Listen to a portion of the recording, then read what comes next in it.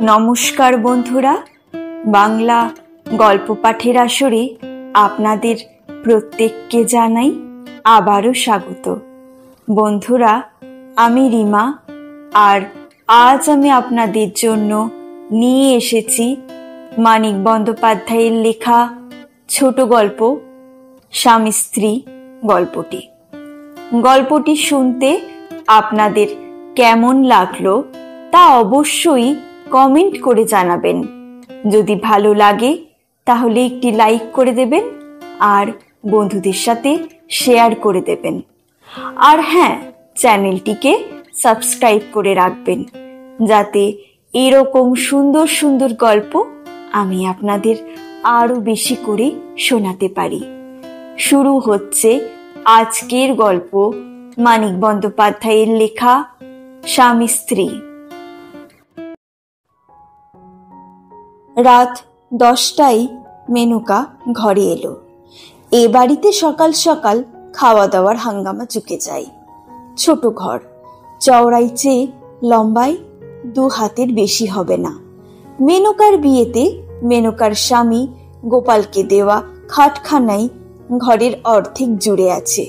খাটের সঙ্গে কোনাচে ভাবে পাশ কাটানোর কৌশলে পাতা আছে গোপালের ক্যাম্প চেয়ার। চারিদিকেই চেয়ারটির পাশ কাটিয়ে চলাফেরা সম্ভব।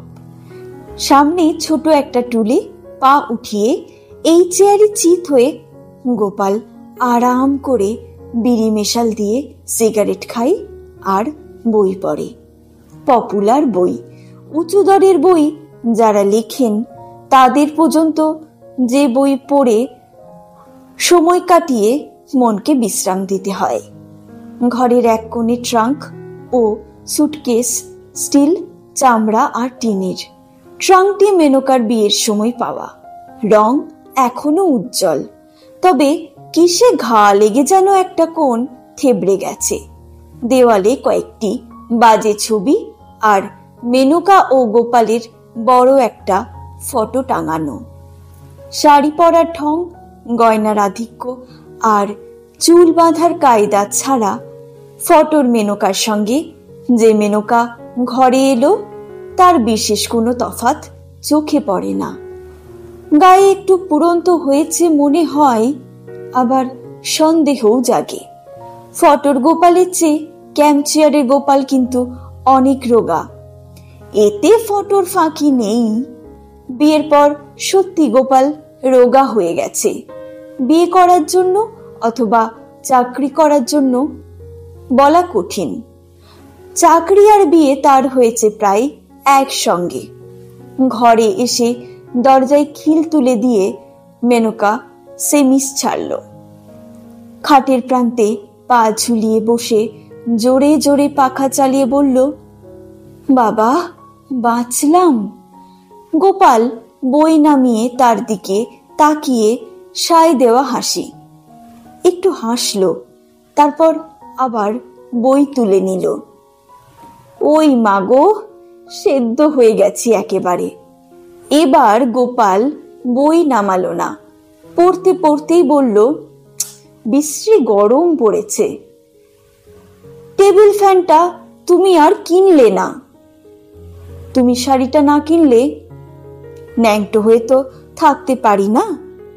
পাখার হাওয়া গায়ে লাগাতে তাই সে এরকম হয়ে আছে।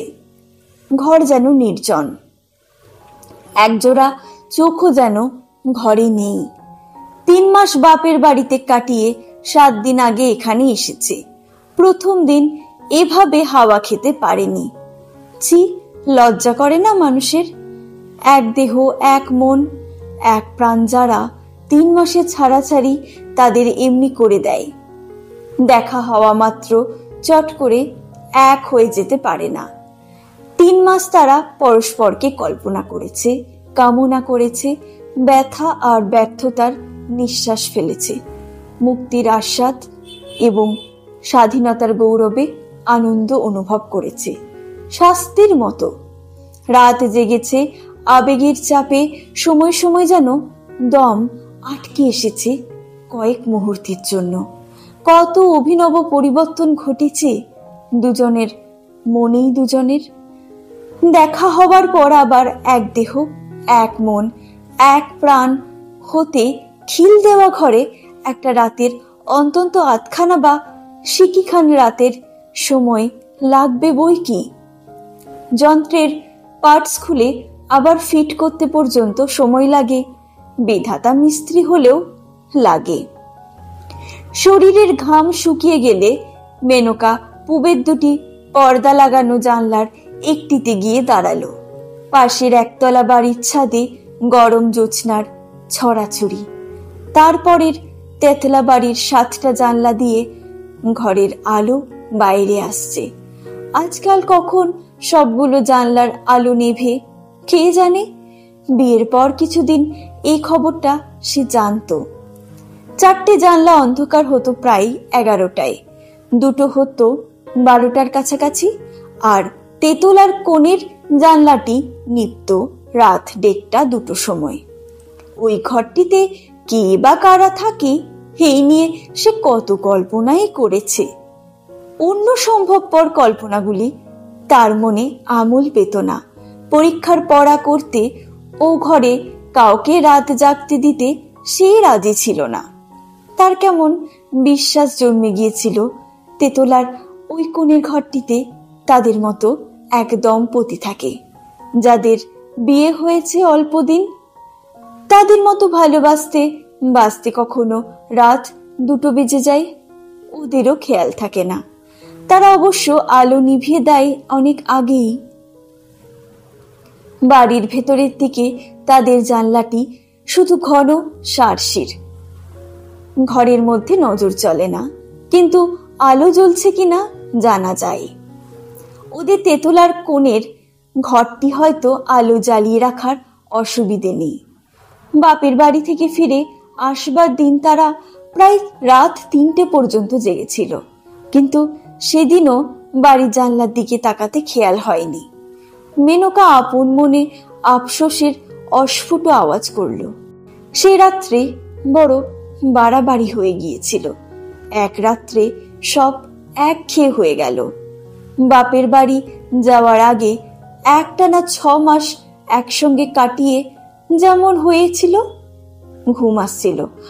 আফসোসটাই যেন ঘুম কাটানোর বেশি করে কি দিয়ে গেল মেনকার। স্তিমিত চোখের একটু চমক, আর পিঠের ঠিক মাঝখানে মৃদু শিরশির। গোপাল মনোযোগ দিয়ে বই পড়ছে। পড়ায় বাধা দিলে সে বড় বিরক্ত হয়। কিছু বলে না, কিন্তু বিরক্ত হয়। বিছানায় ফিরে গিয়ে মেনকা ইতস্তত করে। যতক্ষণ তার মনে পড়ে যায় সে বেশি রাত জেগে বই পড়লে গোপালের মাথা গরম হয়ে যায়। ঘুম ভাঙিয়ে তাকে বড় জ্বালাতন করে গোপাল। মনে হয় শান্ত সুবোধ মানুষটা যেন বদলে গেছে। মদ খেয়েছে এমন বিশ্রী লাগে মেনকার, এমন রাগ হয়। সে কি পালিয়ে যাবে? পরদিন সে কি ঘরে আসবে না? দিনের পর দিন ঘুম ভাঙিয়ে একটা মানুষকে কষ্ট দেওয়া কেন, যার শরীরও ভালো নয়? অথচ সে যদি কোনোদিন দরকারি কথা বলতে মাঝরাতে গোপালের ঘুম ভাঙায়, যেদিন কোনো অজানা কারণে তার নিজের ঘুম আসে না, অথবা হঠাৎ ঘুম ভেঙে মনটা অদ্ভুত রকম খারাপ লাগে আর সমস্ত শরীরটা অস্থির অস্থির করায় ছটপট করতে ইচ্ছা হয়, গোপাল শুধু বলে, কাল শুনবো, সকালে শুনবো। তবু যদি সে নিজেকে তার বুকে খুঁজে দেবার চেষ্টা করতে করতে করুণ সুরে বলে, হগো শুনছো, বুকটা কেমন জ্বালা করছে, একটু সোডা খাও, বলে সে পাশ ফিরে বালিশটা আঁকড়ে ঘুমাতে থাকে। তখন মেনকার বুকটা সত্যিই জ্বালা করে। মাসে 6 মাসে একটা রাতে হয়তো এরকম ঘুম আসে না, অথবা এভাবে ঘুম ভেঙে যায়। হলে বা তা অম্বলের জন্য। কথা কইবার একটা সে লোক পাবে না, পাওনা আদরের একটু তার জুটবে না এই ভয়ানক দরকারের সময়। ইতস্তত করার কয়েক মিনিটে আবার ঘুমটা ফিরে এসেছিল। হাই তুলে মেনকা বলল, শোবে না? এত যে পড়ছো, চোখ তো আবার কটকট করবে কাল। গোপাল বলল, চ্যাপ্টারটা শেষ করেই শোবো। 5 মিনিট। মেনকা শুয়ে চোখ বুঝল।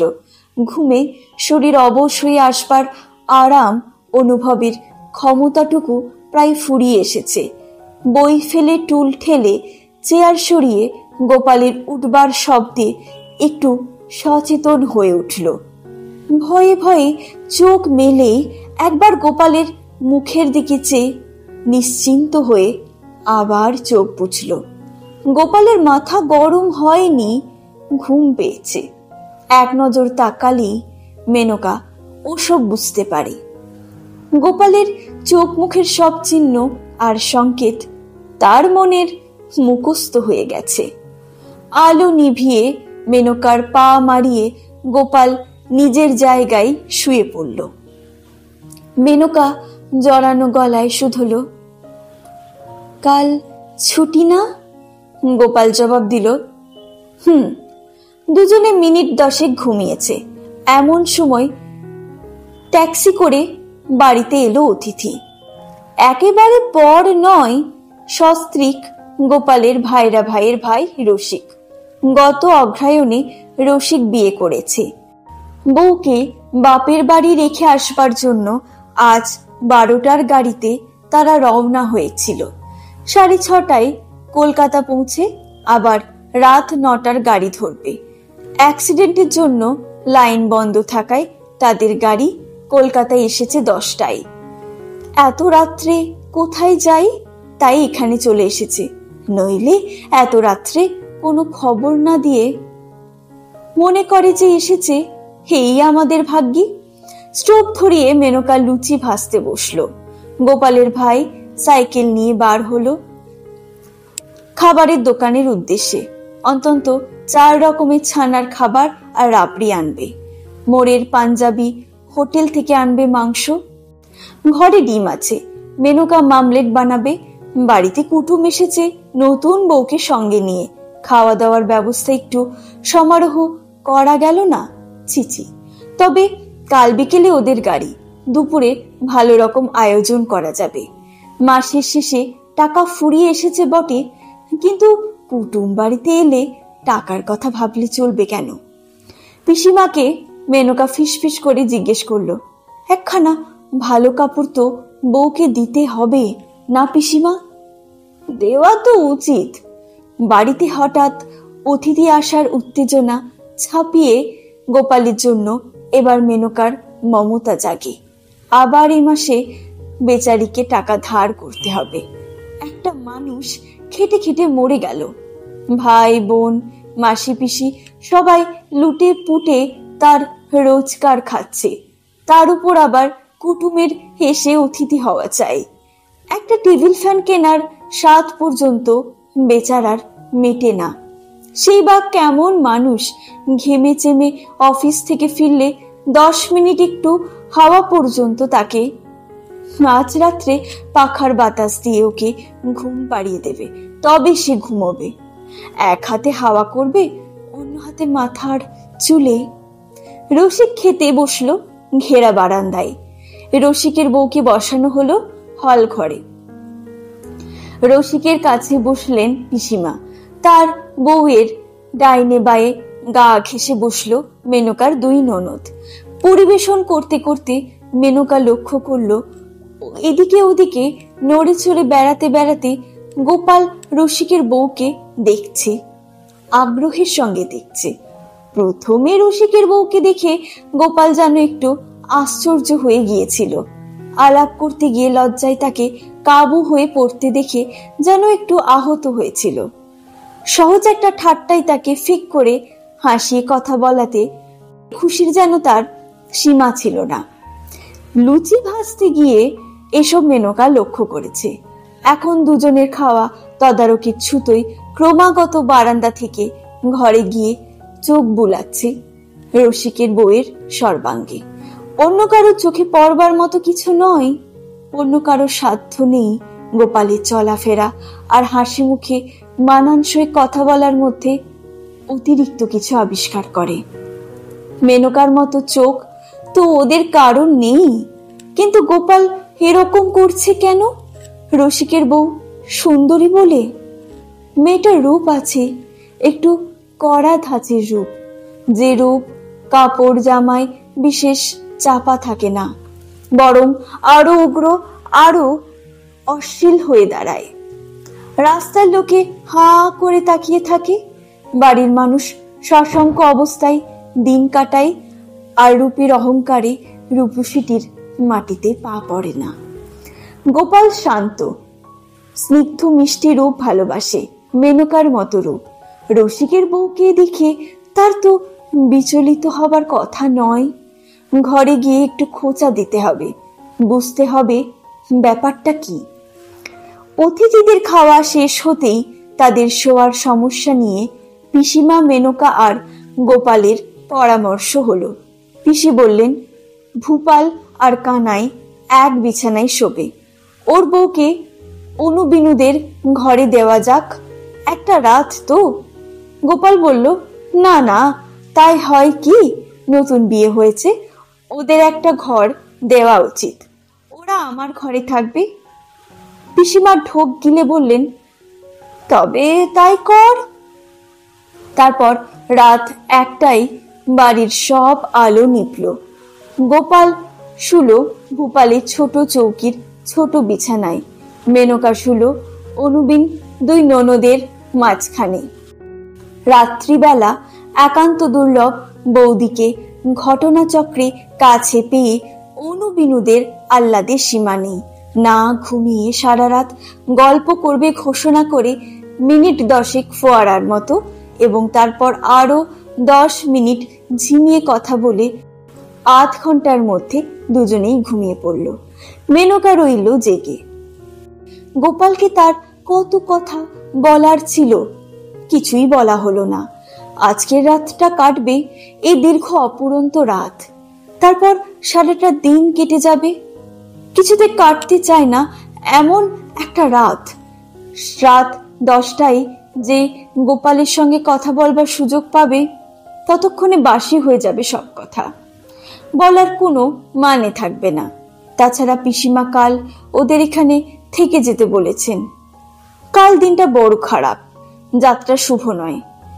রসিকেরা হয়তো কালও এখানে থেকে যাবে, রাত্রে দখল করবে তার ঘর।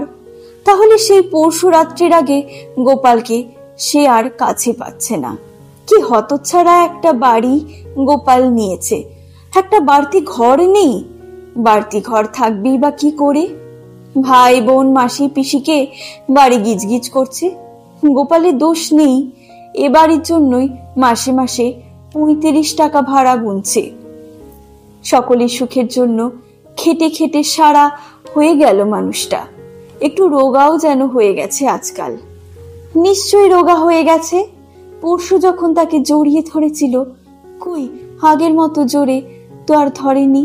কাছে থাকলে আজকেই পরখ করা যেত কতখানি দুর্বল হয়ে পড়েছে। কাল সকালে চেয়ে দেখতে হবে গোপালের চেহারা কেমন আছে। কাল থেকে একটু বেশি মাছ দুধ খাওয়াতে হবে তাকে। এখন গিয়ে যদি একবার দেখে আসে, ভূপাল আর কানাই নিশ্চয়ই ঘুমিয়ে পড়েছে, কিন্তু আলো জ্বললে যদি ওদের ঘুম ভেঙে যায়, অন্ধকারের গায়ে হাত বুলোতে গেলে গোপাল যদি জেগে যায়। আজ রাত্রে কিছু হয় না, আজ সে ফাঁদে পড়ে গেছে। হার্ট ফেল করে এখন সে যদি মরেও যায়, গোপালের একটু আদর পাবে না। কোনো উপায় নেই, কোনো ব্যবস্থা করা যায় না। একটা বাড়তি ঘর যদি বাড়িতে থাকতো। রাত্রির স্তব্ধতা মেনকার কানে ঝমঝম শব্দ তুলে দেয়। ছুতো আর কৈফিয়তের আশ্রয় ছেড়ে যুক্তি আর সঙ্গতি স্তর অতিক্রম করে চিন্তা তার সোজাসুজি স্পষ্টভাবে গোপালকে চেয়ে বসে। পুরনো অভ্যস্ত মিলনের পুনরাবৃত্তি। তারপর মেনকা মরে যেতে রাজি আছে। শুনছো? একসঙ্গে শীত আর গ্রীষ্ম অনুভব করে মেনকা শিউরে উঠল। জানলার শিকে মুখ ঠেকিয়ে গোপাল গলা আরেকটু চড়িয়ে বলল, ঘুমিয়েছ নাকি? আমায় একটা অ্যাসপিরিন দিয়ে যাও।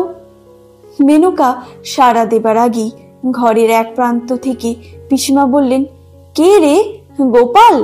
শরীর খারাপ লাগছে নাকি? না, গরমে মাথা ধরেছে, অ্যাসপিরিন খাবো। তুমি উঠো না, উঠো না কিন্তু পিসিমা, তোমার উঠে কাজ নেই। মেনকা দরজা খুলে বেরিয়ে এলো। অ্যাসপিরিন যে ঘরে রয়েছে। তবে অ্যাসপিরিন থাক, ছাদে গিয়ে একটু শুই। ভোপালদের ঘরটা বড় গরম, খোলা ছাদে শোবে, অসুখ করে যদি। কিছু হবে না, একটা পাটি বিছিয়ে দাও। ঘর থেকে মেনকা পাটি আর বালিশ নিয়ে এলো। একটা বালিশ। বারান্দা পার হয়ে ছাদের সিঁড়ির দিকে যাবার সময় তাদের ঘরের সামনের সার্সির জানলার কাছে তাকে দাঁড় করিয়ে গোপাল চুপি চুপি বললে, দেখেছো, এর মধ্যে ঘুমিয়ে পড়েছে। সার্সি অন্ধকার, রসিকের নাক ডাকার শব্দ বাইরে শোনা যাচ্ছে। মেনকা বলল, ঘুমাবে না? রাত কি কম হয়েছে? ছাদে পাটি বিছিয়ে মেনকা বালিশ ঠিক করে দিল। গোপাল শুধল, তোমার বালিশ আনলে না? আমিও শোবো নাকি এখানে? গোপাল হাত ধরতেই সে পাটিতে বসে পড়ল। সবাই কি ভাববে?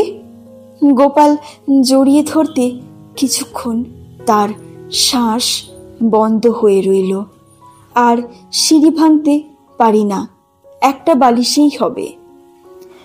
তেতলা বাড়ির কোণের সেই ঘরের জানলাটা আলিশার ওপর দিয়ে দেখা যাচ্ছিল। এখনো সে ঘরে আলো জ্বলছে। বন্ধুরা, আপনারা এতক্ষণ ধরে শুনছিলেন মানিক বন্দ্যোপাধ্যায়ের লেখা স্বামী স্ত্রী গল্পটি। গল্পটি শুনতে আপনাদের কেমন লাগলো তা অবশ্যই কমেন্টে জানাবেন। যদি ভালো লেগে থাকে তাহলে একটি লাইক করে দেবেন আর বন্ধুদের সাথে শেয়ার করে দেবেন।